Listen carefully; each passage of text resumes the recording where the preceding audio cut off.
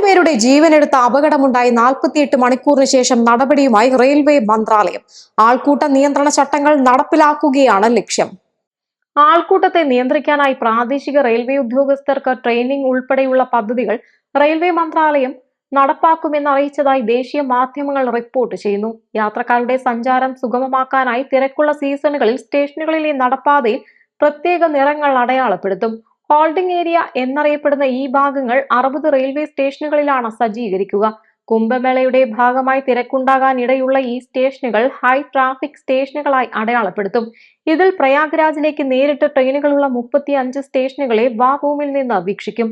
Delhi railway സ്റ്റേഷനിൽ മാത്രം നടപ്പാതയിലും പടികളിലുമായി 200 CCTVകൾ സ്ഥാപിക്കും. തിരക്ക് നിയന്ത്രിക്കാനും അടിയന്തര സാഹചര്യങ്ങൾ കൈകാര്യം ചെയ്യാനുമായി നിർമ്മിത ബുദ്ധി വിനിയോഗിക്കുമെന്നും റെയിൽവേ മന്ത്രാലയം അറിയിച്ചു. റെയിൽവേ സ്റ്റേഷനിലെ തിരക്കേറിയ ഭാഗങ്ങളിലെ ആൾക്കൂട്ടത്തിന്റെ ചലനങ്ങൾ അറിയാൻ നിർമ്മിത ബുദ്ധിയുടെ സാധ്യതകൾ പ്രയോജനപ്പെടുത്തും. തിക്കിലും തിരക്കിലും ഉണ്ടാകുന്ന ബുദ്ധിമുട്ടുകൾ മനസ്സിലാക്കാനായി യാത്രക്കാരിൽ നിന്നും ചുമട്ടു തൊഴിലാളികളിൽ നിന്നും സ്റ്റേഷനുകളിലെ കച്ചവടക്കാരിൽ നിന്നും അഭിപ്രായം ആരായുമെന്നും മന്ത്രാലയം അറിയിച്ചു. ഡൽഹി റെയിൽവേ സ്റ്റേഷനിൽ ശനിയാഴ്ച ട്രെയിൻ അറിയിപ്പുമായി ബന്ധപ്പെട്ട ആശയക്കുഴപ്പത്തെ തുടർന്ന് 18 പേരാണ് മരണപ്പെട്ടത്.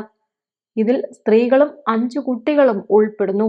ന്യൂസ് ഡെസ്ക് സെഡ്കോ ന്യൂസ്.